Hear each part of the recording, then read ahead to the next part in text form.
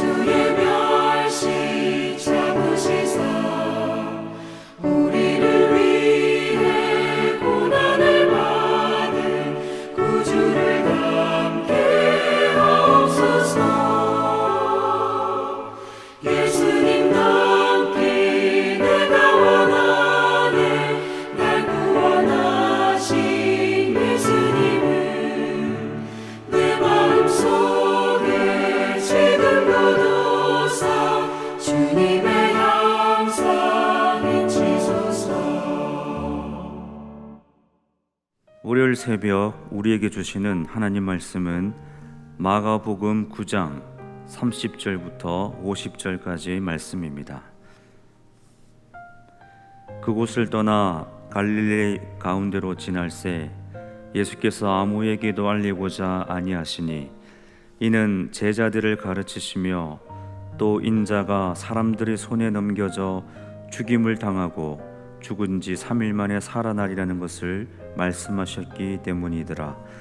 그러나 제자들은 이 말씀을 깨닫지 못하고 묻기도 두려워하더라.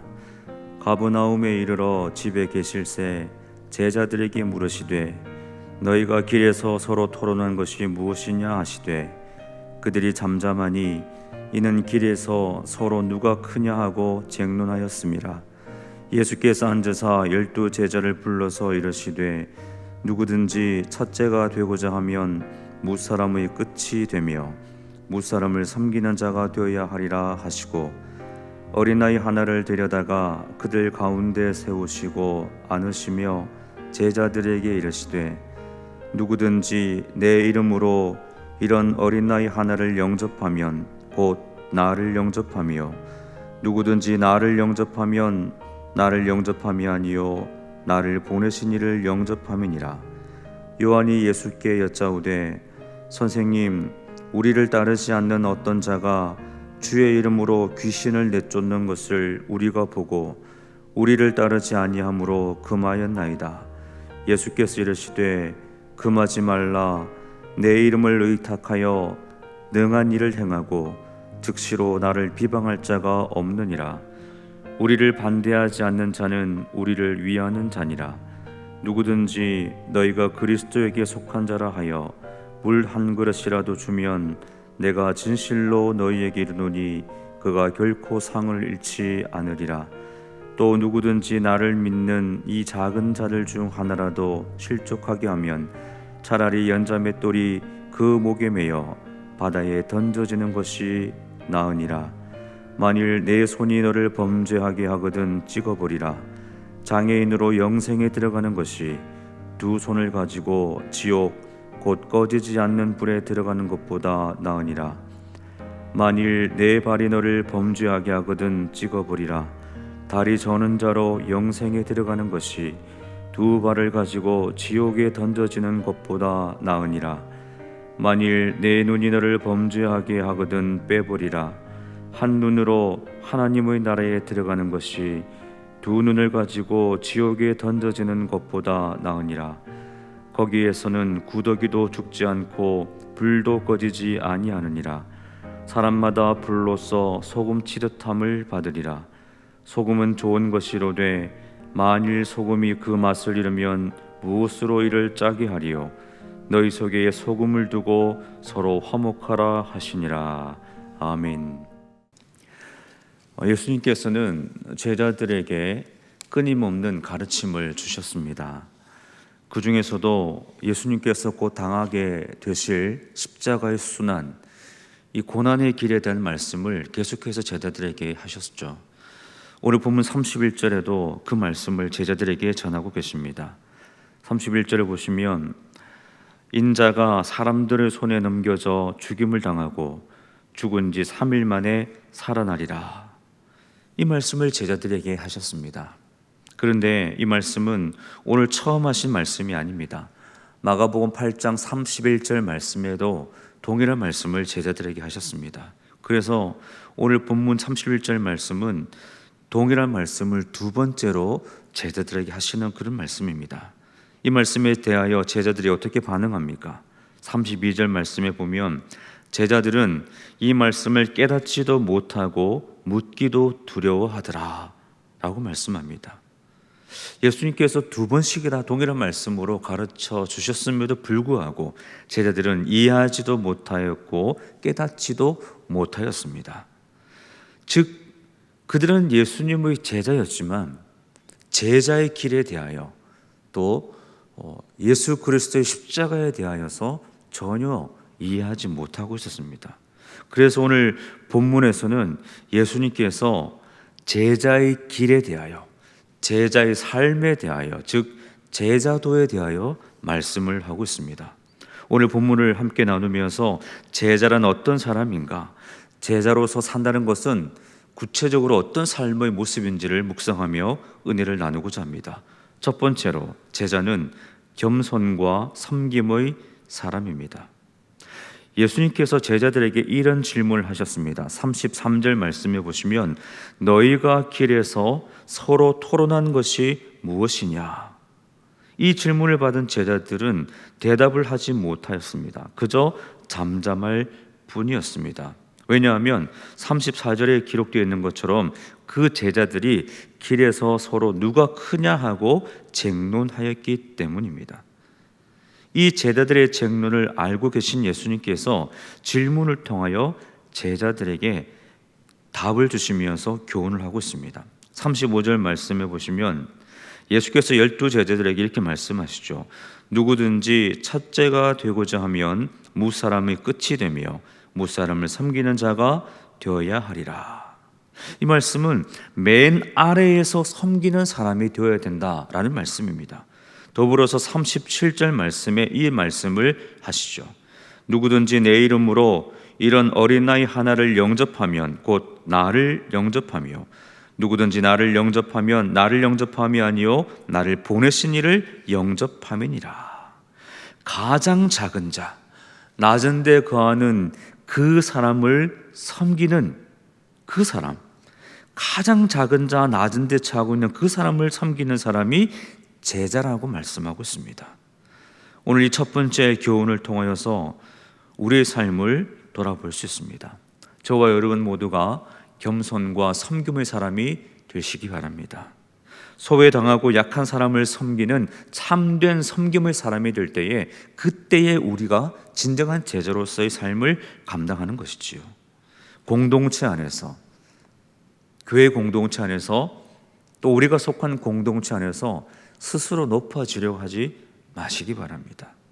예수님을 보십시오. 예수님은 하늘 보좌를 버리시고 낮고 낮은 이 땅에 오셨습니다. 낮아지심의 가장 큰 본을 보이신 예수님을 기억한다면 우리가 어찌 스스로 높아지려 할 수 있고 또 높은 데 거하려는 마음을 가질 수 있겠습니까? 제자란 겸손과 섬김의 사람임을 기억하며 실천하는 저와 여러분이 되시기를 바랍니다. 두 번째로 제자는 종교적 관용의 사람입니다. 요한이 예수님께 질문하죠. 38절 말씀에 보면 선생님, 우리를 따르지 않는 어떤 자가 주의 이름으로 귀신을 내쫓는 것을 우리가 보고 우리를 따르지 아니함으로 금하였나이다. 이 요한의 질문에서 강조되는 것은 우리라는 표현입니다. 우리, 즉 예수님과 12제자, 우리를 따르지 않는, 이렇게 말씀하고 있죠. 우리 외에는 다 거짓된 것이다, 우리 외에는 잘못된 것이다 라는 그런 배타성의 마음이 요한의 질문 속에 담겨 있습니다. 이에 대하여 예수님께서 어떻게 대답하십니까? 39절부터 40절 말씀을 보십시오. 39절에 보면 금하지 말라, 내 이름을 의탁하여 능한 일을 행하고 즉시로 나를 비방할 자가 없느니라. 이 구절에서 강조되는 말씀은 내 이름을 의탁하여 라는 구절입니다. 내 이름을 의탁하여 하는 일이라면, 즉 예수 그리스도의 그 이름으로 행하는 일이라면 괜찮지 않겠느냐, 이 말씀을 하고 있습니다. 내 이름을 의탁하여라는 이 구절을 바울의 표현으로 바꾼다면 그리스도 안에서라는 구절이 아닐까 싶습니다. 그리스도 안에 있기에 다 괜찮다는 거죠. 예수 그리스도 안에서는 다 용납이 된다는 그런 말씀입니다. 왜냐하면 주님 안에서 우리는 하나요 주님 안에서 우리가 되기 때문입니다. 두 번째, 이 예수님의 가르침, 관용의 사람이라는 이 가르침을 마음에 새기시기 바랍니다. 여러분, 우리가 나중에 천국 가지 않겠습니까? 천국 가서 이제 우리가 다 함께 천국에 모여서 어떻게 살게 될까요? 가보지 않아서 모르겠지만 천국에 가서도 교단별로 모이겠습니까? 어느 교단은 이쪽에, 어느 교단은 저쪽에 이렇게 모여서 살게 될까요? 아니면 어떤 교회는 이쪽, 또 어떤 교회는 이쪽, 이렇게 교회별로 구분해서 사는 곳이 천국일까요? 그렇지 않을 것입니다. 물론 가봐야 알겠지만요. 그렇게 구분되는 것은 하나님의 뜻이 아니지 않겠습니까? 그리스도 안에서 용납하고 관용하고 수용할 줄 아는 그 마음이 제자의 마음이라는 것을 기억하시기 바랍니다. 세 번째로, 제자의 삶이란 약자에 대하여 배려가 있는 사람입니다. 37절 말씀을 다시 보십시오. 예수님께서는 어린아이를 안으셨습니다. 그 당시에 어린아이들은 아주 사람으로서 그렇게 대우를 받지 못하는 그런 존재들이었습니다. 그런데 예수님께서 안으셨죠. 또 42절 말씀을 보십시오. 42절 말씀 보면 누구든지 나를 믿는 이 작은 자들 중 하나라도 실족하게 하면 차라리 연자맷돌이 그 목에 매여 바다에 던져지는 것이 나으니라. 연자맷돌은 지름이 약 2m 정도 되는 굉장히 큰 그런 맷돌입니다. 그런데 실족하게 하는 일을 한다면 그 연자맷돌을 목에 메고서 바다에 던져진다. 여기 실족하는 말에 실족이라는 말을 보십시오. 이 실족이라는 말은 죄 짓게 하다 또는 믿음에서 떨어지게 하다, 성도를 타락시키다 라는 그런 뜻입니다. 어떤 지체를 믿음에서 떨어지게 하는 그런 죄를 짓게 된다면, 어떤 성도를 죄짓게 하고 타락시키고 낙심하게 하여 믿음에서 떨어지게 하는 그런 일을 행하게 된다면 그것은 굉장히 큰 죄라고 오늘 예수님께서 말씀하고 있습니다. 약자에 대한 배려이지요. 성도에 대한 배려가 있는 사람이 제자라고 말씀하고 있습니다. 오늘 이 세 번째 가르침을 보면서 우리 스스로에게 질문해야 하지 않겠습니까? 나 때문에 실족한 사람은 없는가?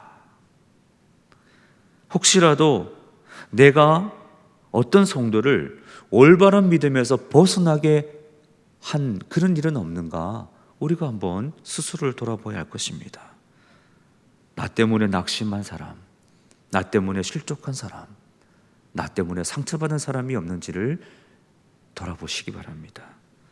저와 여러분은 실족하게 하는 사람이 아니라 배려의 사람이요, 선한 영향력을 끼치는 그런 참된 제자의 길을 걸어갈 때에 하나님께서 우리를 통하여 영광 받으실 줄로 믿습니다. 마지막 네 번째로, 제자의 모습이란 죄를 멀리하기 위한 투쟁을 하는 사람, 죄를 멀리하기 위해서 끊임없이 싸우는 그 사람이 제자라고 말씀합니다. 43절 말씀을 보십시오. 내 손이 너를 범죄하거든 찍어버리라.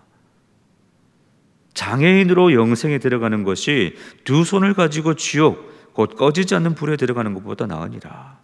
45절은 발에 대한 말씀합니다.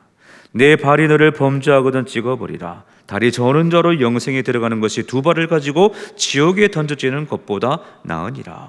47절은요, 내 눈이 너를 범죄하게 하거든 빼버리라. 한 눈으로 하나님의 나라에 들어가는 것이 두 눈을 가지고 지옥에 던져지는 것보다 나으니라.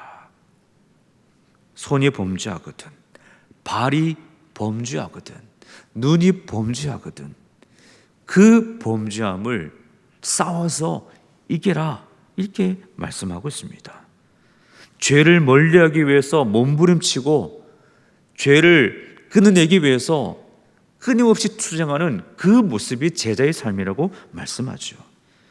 그러면서 그 죄를 짓게 되면 가게 되는 지옥이 있는데 그 지옥의 처참함을 48절 49절은 이렇게 소개하고 있습니다.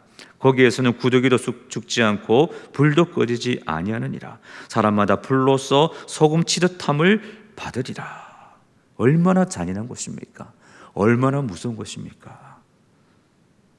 지옥이 아닌 천국을 향한 발걸음은 죄와의 싸움을 통하여 이기는 자에게 주시는 하나님의 은혜의 선물일 것입니다. 그러므로 저와 여러분, 죄를 멀리 하십시오. 죄와 싸워 이기십시오.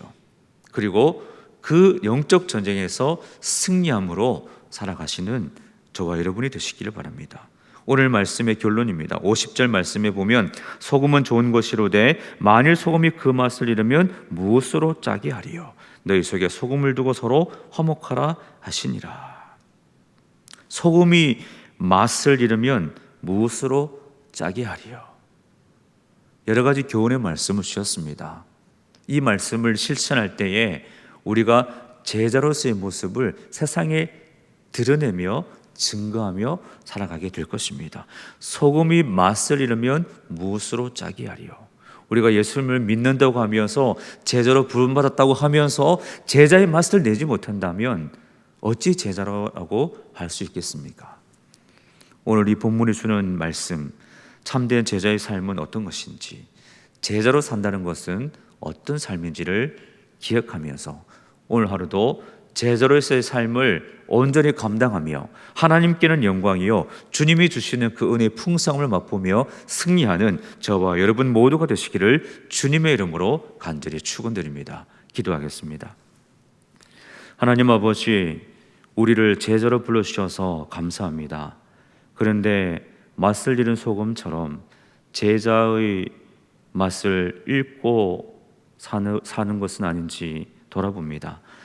하나님께서 우리를 부르신 부름의 목적을 기억하며 제자로서의 삶을 온전히 감당하며 하나님께는 영광이요 세상에 선한 영향력을 끼치며 참된 제자로서의 삶을 오늘도 내일도 온전히 감당하는 우리 모두가 되게 하여 주시옵소서.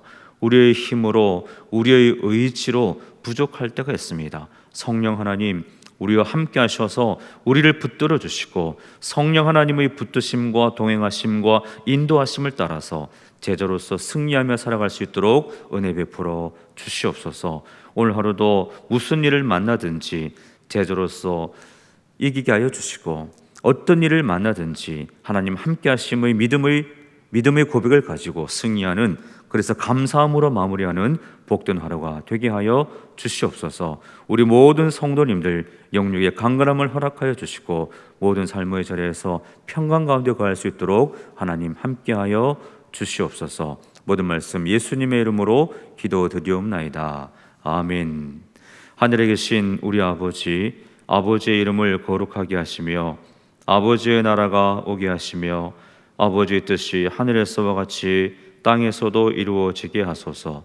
오늘 우리에게 일용할 양식을 주시고 우리가 우리에게 잘못한 사람을 용서하여 준 것 같이 우리 죄를 용서하여 주시고 우리를 시험에 빠지지 않게 하시고 악에서 구하소서.